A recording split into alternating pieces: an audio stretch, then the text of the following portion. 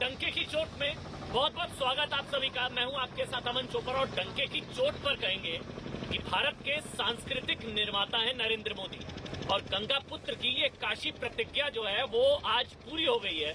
हम लोग इस वक्त काशी में हैं, माँ गंगा के आंचल में है, माँ गंगा की गोद में है। मेरे पीछे आप 84 जो घाट है उनमें से एक घाट है और हम ललिता घाट की तरफ बढ़ रहे हैं, वही घाट है। देखिए ये ऐतिहासिक है जो हम लगातार की भोले को, बाबा विश्वनाथ को मां गंगा से जोड़ने का जो काम किया है प्रधानमंत्री नरेंद्र मोदी ने। बहरहाल ये तो बात हुई काशी की, लेकिन आज डंके की चोट पर आप लोग जानते हैं ना, हम लोग कहते हैं ना कि भाई मन चंगा तो कठौती में गंगा, लेकिन मन मैला होता है ना तो मां गंगा भी मैली नजर आती है। मैं नाम लेकर कहता हूं, अखिलेश यादव जी ने जो कहा कि मां गंगा मैली इसलिए स्नान नहीं किया। अखिलेश जी, मैं मां गंगा के साथ हूं, मैं मां गंगा के आंचल में, उनकी गोद में हूं। गंगा है ये मोक्षदायिनी, मां का दर्जा है, मां कभी मैली नहीं होती। अखिलेश जी, राजनीति की बातें इधर, लेकिन मां गंगा, मां कभी मैली नहीं हो सकती। नंबर 1। नंबर 2, कांग्रेस पार्टी की तरफ से इसको मल्लिकार्जुन खड़गे बहुत सीनियर लीडर हैं, उन्होंने कहा कि ये ड्रामा है, नाटक है, ये जो कुछ हो रहा है ये कहा जा रहा है चुनावों की वजह से हो रहा है। अखिलेश यादव ने यहां तक कहा कि आखिरी समय में इंसान यही आता है।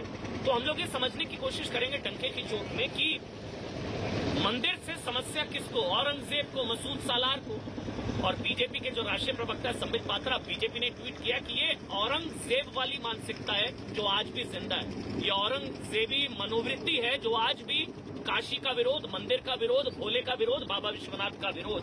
मेरे साथ शहजाद पूनावाला है, बीजेपी के राष्ट्रीय प्रवक्ता। स्वामी दीपांकर साहब है मेरे साथ। स्वामी दीपांकर, आपका बहुत बहुत स्वागत। शहजाद आपका। सुरेंद्र राजपूत कांग्रेस पार्टी का पक्ष रखेंगे। अरुण राजभर हैं जो कि ओम प्रकाश राजभर के सुपुत्र हैं, बेटे हैं, और धर्मवीर जी भी हैं, बीएसपी का पक्ष रखेंगे। लेकिन शहजाद, सबसे पहले मैं आपसे शुरू कर रहा हूं, भाई आप लोग चुनावों की वजह से सब कुछ कर रहे हैं, नंबर 1। नंबर 2, गंगा मैली इसलिए योगी जी ने डुबकी नहीं लगाई। नंबर 3, कई इस तरह के आरोप है। नंबर 3, ड्रामा है, नाटक है। क्या कहना चाहेंगे शहजाद? सबसे पहले अमन जी, मठ मंदिर घाट की नगरी, यहाँ बसे सन्यासी है, धर्म ज्ञान संस्कृति समाये, ये शिव जी की ऐसी काशी है जहाँ मोक्षदायिनी गंगा माँ की बहती अविरल धारा है। गंगा पुत्र मोदी जी ने आज काशी को संवारा है। देखिए, आज ये महात्मा गांधी का स्वप्न था। उनको 1903 से, जब से उन्होंने काशी को उसका दौरा किया था, 11 बार उन्होंने अपनी जिंदगी में दौरा किया था और बहुत बार उन्होंने कहा था कि काशी की संकीर्ण गलियां, काशी की स्वच्छता, इस पर चिंतन होना चाहिए।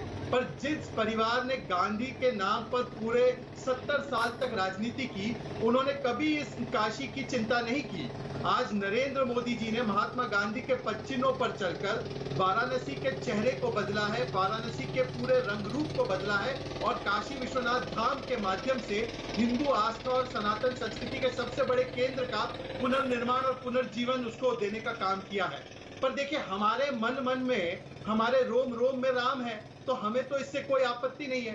पर जिसके मन में रोम है उसको बड़ी आपत्ति हो रही है। और इसीलिए इसके एक दिन पहले, काशी विश्वनाथ धाम के उद्घाटन के एक दिन पहले, काशी विश्वनाथ धाम के एक दिन उद्घाटन से पहले किस प्रकार से राहुल गांधी ने हिंदुओं को गाली देने का काम किया था, हिंदुओं को अपमानित करने का काम किया था, हिंदुओं को आतंकवाद से जोड़ने का काम किया था। ये वही पार्टी है जिसने बार बार हिंदुओं को हिंदू आतंकवाद के साथ जोड़ा है, हिंदुत्व आईसिस की तरह होता है ये कहा है। शशि थरूर ने औरंगजेब की प्रशंसा की है तो मणिशंकर अय्यर ने मुगलों की प्रशंसा की है। परंतु अगर हम काशी विश्वनाथ धाम के बारे में बोले तो हम पर आरोप लगता है कि हम सांप्रदायिक हैं, हम चुनावों के लिए करते हैं। मैं सुरेंद्र राजपूत जी से पूछना चाहता हूं, काशी विश्वनाथ धाम जी का कोई कार्य 5 वर्षों का होता है या 5000 वर्षों का होता है? और ये 7 सालों में केदारनाथ, बद्रीनाथ, सोमनाथ, द्वारकाधीश, ये तमाम धार्मिक स्थलों को, इन तमाम केंद्रों को इसका विकास करने का, इसके चिंता करने का काम किसने किया है? केवल और केवल प्रधानमंत्री मोदी ने किया। ये तो सोमनाथ मंदिर का विरोध करते थे। कांग्रेस पार्टी के प्रवक्ता हैं सुरेंद्र भाई। ठीक है शहजाद एक मिनट। सुरेंद्र भाई, आप तो खुद उत्तर प्रदेश से हैं, मेरे से बेहतर आप जानते हैं काशी को। मतलब इसको ड्रामा कहना, जो मल्लिकार्जुन खड़गे ने कहा नाटक, ये काशी के लोगों को पसंद नहीं आया है, आप समझ रहे हैं। और बीजेपी का तो इंतजार रहता है कि कब आप बोले, कब वो लपके हर मुद्दे पर। मतलब काशी का विरोध नाटक कहना, ड्रामा कहना शायद अवॉइड हो सकता था। सुरेंद्र जी। अमन भाई, पहले तो आपको बधाई, आप एक चैनल से निकल के दूसरे चैनल में आज पहली बार आपके साथ बहस कर रहा हूं। और दूसरी बधाई शहजाद पूनावाला को भारतीय जनता पार्टी के राष्ट्रीय प्रवक्ता हो गए। तो कम से कम जहर आज कम बोले, भगवान बाबा विश्वनाथ की नगरी में है और बाबा विश्वनाथ ने और भगवान रुद्र ने, भगवान शिव ने तो अपने गले में जहर रोक लिया था। क्यों बेवजह समाज में फैलाना चाहते? मैं आपको 2-3 बातें बड़ी स्पष्ट कह दूं। पहली बात, अर्जुन खड़गे की बात कर रहे हैं आप? नहीं, मैं आपकी और शहजाद पूनावाला की बात कर रहा हूँ, ठीक है ना? मैं साफ बात कहता हूँ, मैं कोई इधर उधर की लाग लपेट की बात। ठीक है। हाँ सुरेंद्र भाई, जी तो हाँ, 2 बातें बड़ी साफ समझिए। पहली बात, जितने लोग इस तरीके की बात करते हैं, ना तो वो धर्म को जानते हैं, और वो सब लोग पाप के भागी भी बनेंगे, श्राप के भागी भी बनेंगे और नरक के भागी भी बनेंगे, जो भगवान भोलेनाथ के नाम पर झूठ बोल रहे हैं। काशी के पुनरुद्धार का, काशी के डेवलपमेंट का किसी ने कोई विरोध नहीं किया, और जो भी विरोध करेगा वो पाप का भागी होगा। वो चाहे मैं हूं, अमन चोपड़ा हो, शहजाद पूनावाला हो, नरेंद्र मोदी हो या कोई भी हो। और जो वोट की राजनीति करेगा वो तो नरक का भागी भी बनेगा। काशी तो ऐसी नगरी है, हम लोग तो जीते हैं काशी। अब आपको मैं बात बताऊं कि भारतीय जनता पार्टी वाले लोग, कभी जब इनसे बात करो कि नरेंद्र मोदी जी ड्रामा कर रहे हैं, तो लोग कहते हैं कि नहीं साहब, वो काशी ड्रामा कर रही है। भाई, आप काशी के पीछे क्यों शिखंडी बन के चुप रहे हो? सच बात यह है कि भगवान भोलेनाथ की नगरी के डेवलपमेंट का सबको स्वागत करना चाहिए, कोई दिक्कत वाली बात नहीं। दूसरी बात, माँ गंगा का अगर पानी मैला है तो मैले पानी को मैला ही कहा जाएगा। अमन चोपड़ा, 2014 से पहले इसी पानी को आप भी मैला कहते थे, माँ ये तब भी थी, ठीक है कि नहीं? तो पानी की अगर पीएच वैल्यू खराब है और उसको साफ करने के लिए आप आए थे और उसको नहीं कर पाए हैं, तो आपको ये अपनी असफलता स्वीकार करनी होगी। जैसे कॉरिडोर बना है, अच्छी बात है, भगवान भोलेनाथ का कॉरिडोर बना है, हम सब नमन करते हैं और हम सब दर्शन करते हैं, अच्छी बात।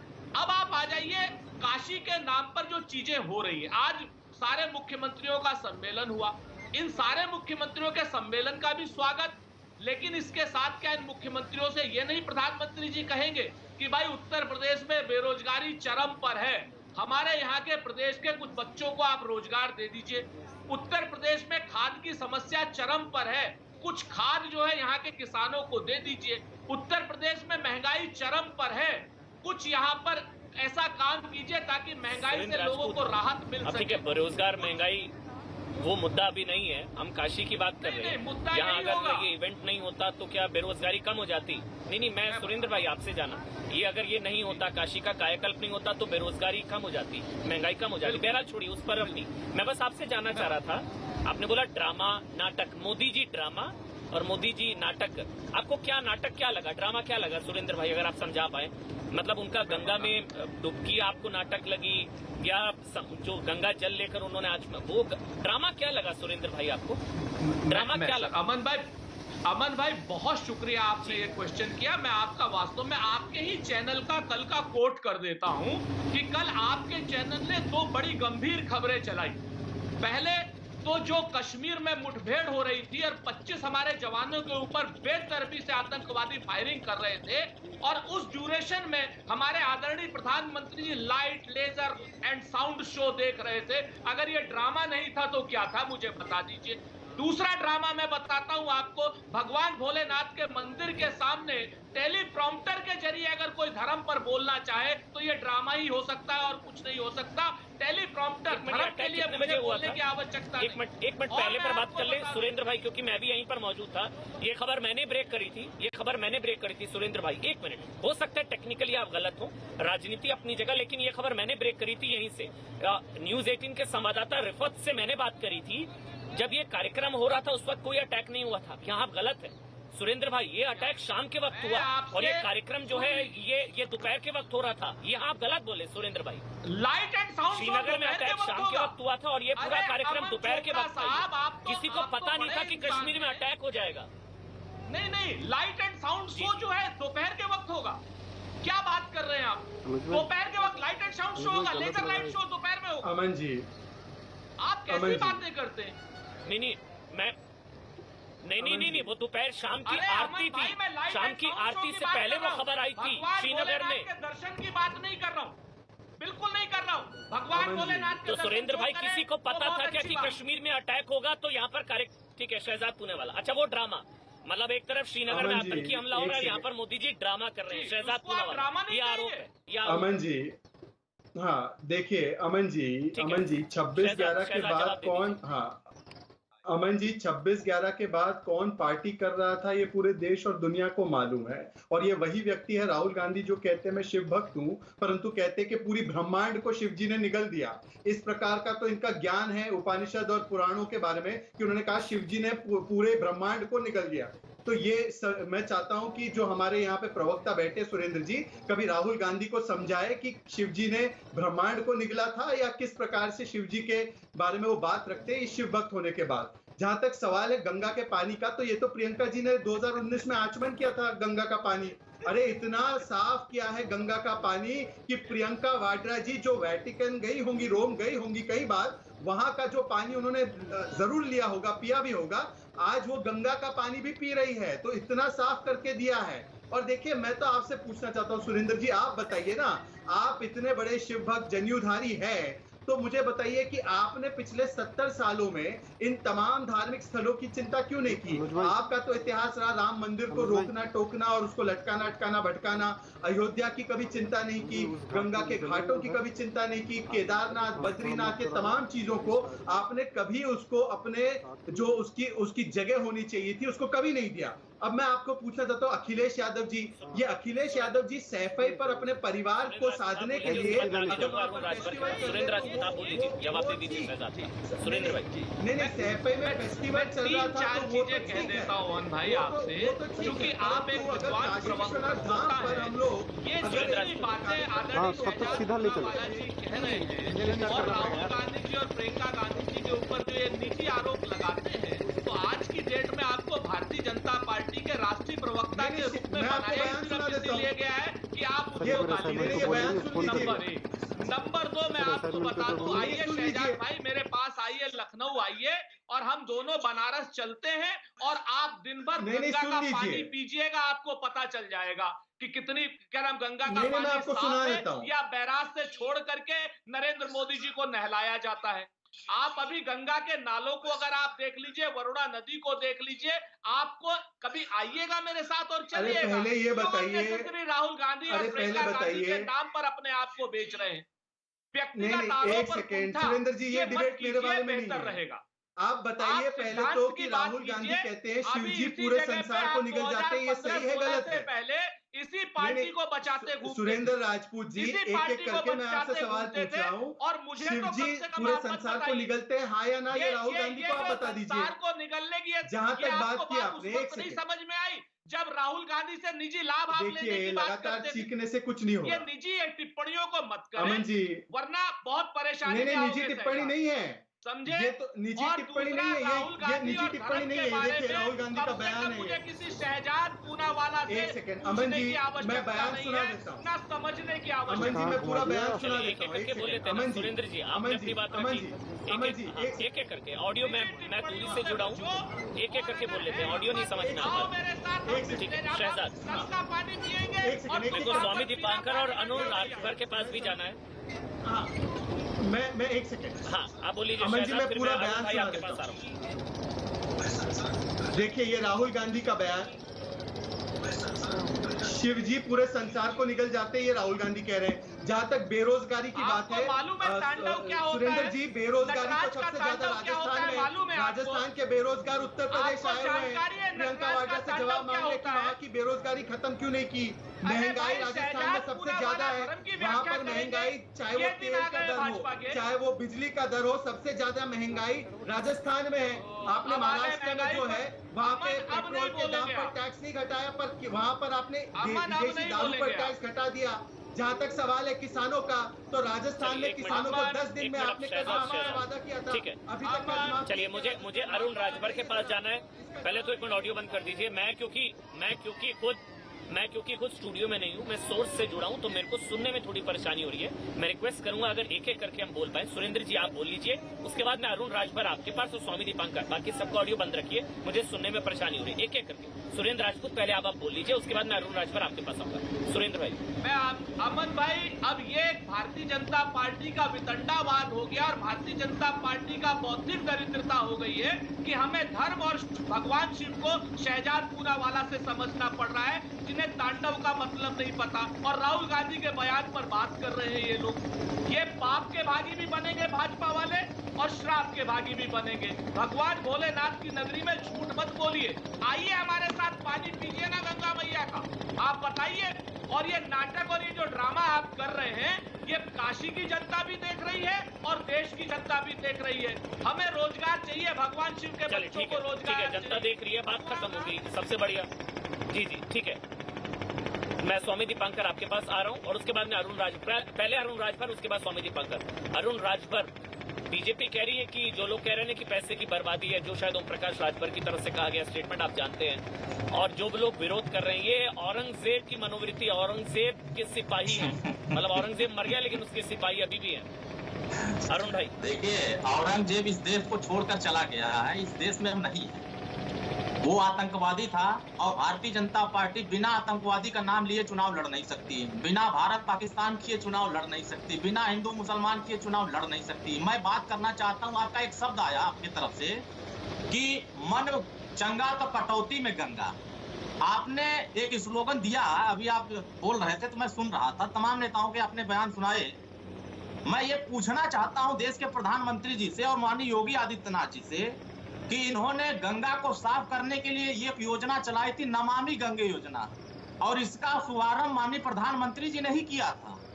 और अगर नमामि गंगे में सबसे बड़ा घोटाला अगर हुआ तो नमामि गंगे परियोजना चलाने पर घोटाला हुआ। 35% योजना में 35% रुपए ही सिर्फ खर्च हो पाया, मतलब 7,000 करोड़ रुपया खर्च हो पाया, बाकी सारे पैसे हड़प लिए गए। इसमें इन्वॉल्व माननीय मुख्यमंत्री और माननीय वहां के डीएम साहब और तमाम अफसर शामिल थे, जिसका खुलासा एसआईटी ने भी कर दिया था। लेकिन यह मामला कहां रह गया? जब गंगा के नाम पर घोटाला हो रहा है, मां गंगा के चरणों में खड़ा होकर के लूट हो रही है, तो फिर आप उत्तर प्रदेश की जनता के साथ कैसे लूट नहीं कर रहे हो? हर योजना में आपने देखा, गाजियाबाद में घाट पर जब लाशें जाती हैं, वहां जलाई जाती है, वहां भी घोटाला हो जाता है। सहारनपुर में पुल निर्माण में घोटाला हो जाता है। और आप कटौती में गंगा चंगी की बात कर रहे हैं, वही महावीर की मूर्ति लगी है। जब तक मां गंगा की पूर्ण रूप से सफाई नहीं हो जाती, तब तक ये काशी विश्वनाथ कॉरिडोर नहीं बनना चाहिए था। आप बताइए, तब तक काशी का कायाकल्प नहीं होना चाहिए था। आप ये कह रहे हैं मेरे को? जहां से माननीय प्रधानमंत्री जी एंट्री किए हैं, आप सुन लीजिए अमन जी, जहां से माननीय प्रधानमंत्री जी का एंट्री हुआ है, उसी के जस्ट बगल में महावीर जी की मंदिर है, वहीं रविदास जी की बड़ी मूर्ति है, और रविदास जी के मंदिर के जस्ट पीछे एक बहुत बड़ा गंगा बह रही है। उस गंगा के जाकर कैमरा चला दीजिए, आपके गंगा सफाई का योजना अपने आप स्पष्ट हो जाएगा और माननीय प्रधानमंत्री जी का इवेंट मैनेजमेंट भी साफ हो जाएगा। एक मिनट, अरुण राजभर, चलिए मुझे बस इतना बता दीजिए, अरुण राजभर आप बस इतना बता दीजिए, आप खुश हैं काशी कॉरिडोर से, जो काशी विश्वनाथ कॉरिडोर बना है, जो गंगा से भोलेनाथ को जोड़ने का 400 मीटर का जो कॉरिडोर है, जो कायाकल्प हुआ है, आपको अच्छा लग रहा है? आप खुश हैं? बस इतना बता दीजिए। देखिए, इससे वही लोग खुश होंगे जो इस पे राजनीति कर रहे हैं, जिनको इससे लाभ मिल सकता है, इससे कुछ नहीं हो सकता। जिन गरीबों को उन्होंने मजदूरों का इस्तेमाल किया, मजदूरों की मजदूरी नहीं बढ़ाया, वहां जिन लेबरों से काम करवाया, उन लेबरों की मजदूरी नहीं बढ़ाया, और उत्तर प्रदेश के जितने बेरोजगार नौजवान हैं, वहां रोजगार देने के लिए कोई योजना नहीं बनाया। देखिए, आपका दर्द मुझे नहीं पता क्या है। अरुण राजभर, एक मिनट रुकिए। अरुण राजभर दिखाना चालू करते हो, आज जरूरत नहीं, अरुण राजभर देखिए, दिखाना जरूरी है काशी की नगरी को भी।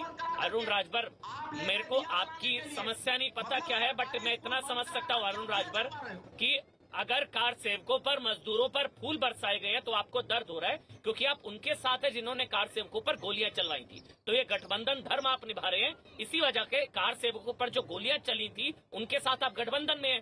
आज इन्होंने कार सेवा की ना, ये कार सेवा ही है, ये सेवा ही है। अगर उन मजदूरों पर फूल बरसाए जा रहे हैं तो आपको उससे कष्ट हो रहा है। आपको कष्ट हो रहा है कि काशी से लेकर केदारनाथ तक, मथुरा से लेकर बद्रीनाथ तक, सोमनाथ तक, चारों धाम अगर कायाकल्प हो रहा है तो क्योंकि सनातन है तो सांप्रदायिक है।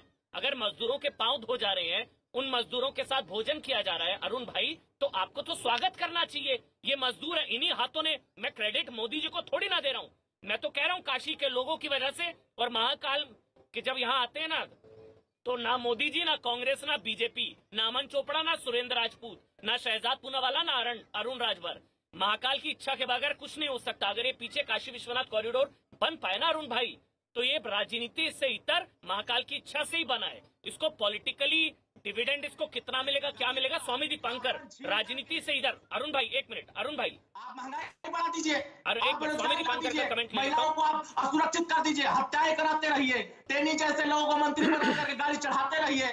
यही है बाबा भोलेनाथ का आशीर्वाद, यही बाबा भोलेनाथ का संदेश है। आप जाएंगे औरंगजेब की बात करेंगे, आप सैयद सलार की बात करेंगे। भाई जब तक राम राज्य नहीं आ जाएगा, जब तक बेरोजगारी खत्म ना हो जाए, जब तक मैं छोड़ दो उनकी हालत में, आप पता नहीं सर कैसी बातें कर रहे हैं। प्रभु राम टेंट में रहे 498 साल, 500 साल बाद उनका 500 साल बाद प्रभु राम का वनवास खत्म हुआ, आपको उससे परेशानी। बाबा केदारनाथ वहां पर कायाकल्प हो गया, आपको उससे परेशानी। अरुण राजभर, जब तक राम राज्य नहीं आएगा तब तक काशी को ऐसे ही छोड़ दे। जी जी ठीक है अरुण भाई, पढ़ना। देखिए मुझे पता है अरुण भाई, दिल्ली दिल आप भी खुश हैं, बस अपनी गठबंधन की मजबूरी है, आपकी गठबंधन की मजबूरी है, मैं समझ सकता हूँ अरुण भाई, और उसका मैं सम्मान करता हूँ, मैं उसका सम्मान करता हूँ अरुण, मैं सम्मान करता हूँ उसका, आपकी गठबंधन की मजबूरी है। स्वामी दीपंकर, स्वामी दीपंकर, चलिए मैं आ रहा हूँ शहजाद और सुरेंद्र राजपूत आपके पास। पहले स्वामी दीपंकर, आप काशी में थे कल, स्वामी दीपंकर। मैं अमन बाबू आज आपको वहां पर देख करके थोड़ा ले चलो, मैं मिस कर रहा हूं कि कल मैं वहीं था। Hello hello, can you hear me? आप मुझे सुन पा रहे हैं? स्वामी जी आपका जी, कल अमन यहीं बैठ करके कुछ समय गंगा का ध्यान और स्नान हम लोगों ने भी किया। आज आपको देख रहा हूं तो मिस कर रहा हूं, पर थोड़ा सा ये विषय मेरे विषय से हटकर है। मेरा विषय आध्यात्म है, मैं आध्यात्म पर जरूर चर्चा करता हूं, परंतु 3000 वर्ग फीट से 5 लाख ये वर्ग फीट हुआ है। और जैसा कि सुरेंद्र भाई ने भी इस बात को कहा कि जो भी इस अच्छे और पुनीत कार्य को हुए, कुछ भी इसको अगर जो गलत कहता तो वो अपने आप में महाकाल देख रहे हैं। तो मैं इसमें समझता हूं कि सुरेंद्र भाई की टिप्पणी ज़्यादा सशक्त और कारगर है। और एक लंबे समय बाद ये सब चीज़ें हो रही हैं, तो मुझे अहिल्या बाई होलकर 1780 के बाद अगर जो आज कुछ अच्छा हुआ है तो उसको अप्रिशिएट करना चाहिए। मगर मैं उससे इतर, मैं एक पंक्ति मुझे याद आ रही है जो कल वहाँ थे बड़ा गुनगुना रहे थे, मैं वही गुनगुनाऊंगा। मैं कुछ राजनीतिक पर बात नहीं करना चाहता, पर जो हुआ उसके लिए बहुत बहुत साधुवाद आदरणीय पीएम का भी और सीएम साहब का भी। मैं वो 2 पंक्ति जरूर कहूंगा। महादेवा तेरा डम डम डमरू डम डम बजता जाए रे हो, मेरा भोला है भंडारी करे नंदी की सवारी, शंभुनाथ रे ओ शंकर नाथ रे, ओ गोरा भांग रगड़ के बोली तेरे साथ है भूतों की टोली, मेरे नाथ रे ओ शंकर नाथ रे। तो ये अमन भाई, ये विषय हम लोगों की आत्मा से जुड़े हैं, हम लोगों के धर्म से जुड़े हैं, हम लोगों की संस्कृति से जुड़े हैं। और संस्कृति को और आध्यात्मिकता और सांस्कृतिक राष्ट्रवाद को एक जो नया शिखर मिला है, निसंदेह ये शिखर के लिए निसंदेह हम लोग जैसे लोग हमेशा कृतज्ञ रहेंगे, सम्मान रहेगा। क्योंकि मुझे लगता है कि शिव हमारा शीश है भाई, शिव हमारा शीश है, और राम हमारे प्राण और कृष्ण हमारी प्रज्ञा है प्रभु। जो इसका सम्मान करेगा दिल से उसका भी सम्मान होगा। और इसको कोई भी अपशब्द या कोई भी बहुत छोटी टिप्पणी करना, आप समझिए कि आप सनातन पर टिप्पणी कर रहे हैं, इस देश के बहुसंख्यक समाज पर टिप्पणी कर रहे हैं, मुझे लगता है कि इन छोटी टिप्पणियों से, हल्के शब्दों से सभी को बचना कि चाहिए। हम असली ब्राह्मण हैं, हम ही मंत्र जानते हैं। बाबा योगी आदित्यनाथ मंत्र जानते ही नहीं है, पढ़ करके भी मंत्र नहीं पढ़ सकते, वो बिना टेलीप्रॉम्प्टर पर पढ़े कुछ बोल नहीं सकते। चलिए कोई बात नहीं, मैं और उत्तर प्रदेश की जनता जो सुनना चाहती है वो आंख बंद राजभर करके देख साहब- नहीं चाहते। आप बताओ ना, राजभर साहब, मंत्र मैं सुना देता हूं, 270 छोड़िए। रुपए की सरसों का तेल खरीद रही है। आप भोले बाबा के आशीर्वाद से कहो ना 50 ए, रुपया राजभर लीटर साहब। खरीदवा दें। सरसों का तेल छोड़ दो, राजभर दूध का साहब, रेट आप बढ़ा दिए 70 सुनिए ना। रुपया। आप अपने भोलेनाथ को चढ़ाने राजभर के साहब, लिए सुनते 70 रुपया सुनते देना तो भाई पड़ेगा। आप हो नहीं। आप सिलेंडर भाई का साहब, रेट सब्सिडी रटा देने रटाया के शब्द बाद मत बोलिए राजभर साहब। राजनीतिक दल के रटा प्रधान आपको बोलेगा रटा कि रटाया शब्द मत करें कि बोलिए। कौन सा पेट भर जाता है, मंत्रोच्चारण से भी आपको समस्या है। मैं धर्मवीर चौधरी आपके पास आ रहा हूँ। धर्मवीर चौधरी का एक कमेंट, उसके बाद शहजाद और सुरेंद्र राजपूत। धर्मवीर चौधरी, अवॉइड हो सकती है ऐसी स्टेटमेंट, कम से कम काशी के कायाकल्प को लेकर अवॉइड की जा सकती है, बल्कि फायदा बीजेपी को ही मिलता है, ये भी आप लोग जानते हैं। धर्मवीर,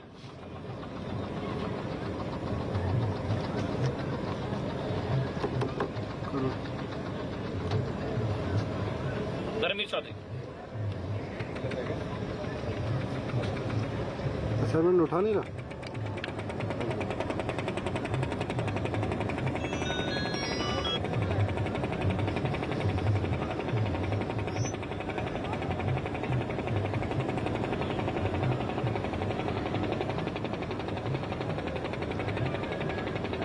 अच्छा ठीक है, उन तक मेरे ख्याल से आवाज नहीं पहुंच पा रही है, मेरा भी कनेक्शन बीच बीच में कट रहा है। शहजाद पूनावाला, उसके बाद सुरेंद्र राजपूत। पहले शहजाद जी। पूनावाला, पॉलिटिकल डिविडेंड के अमन चक्कर में जी, आप लोग हाँ। केदारनाथ से लेकर काशी मथुरा से ले, जी आप बोलिए चुनाव की वजह से।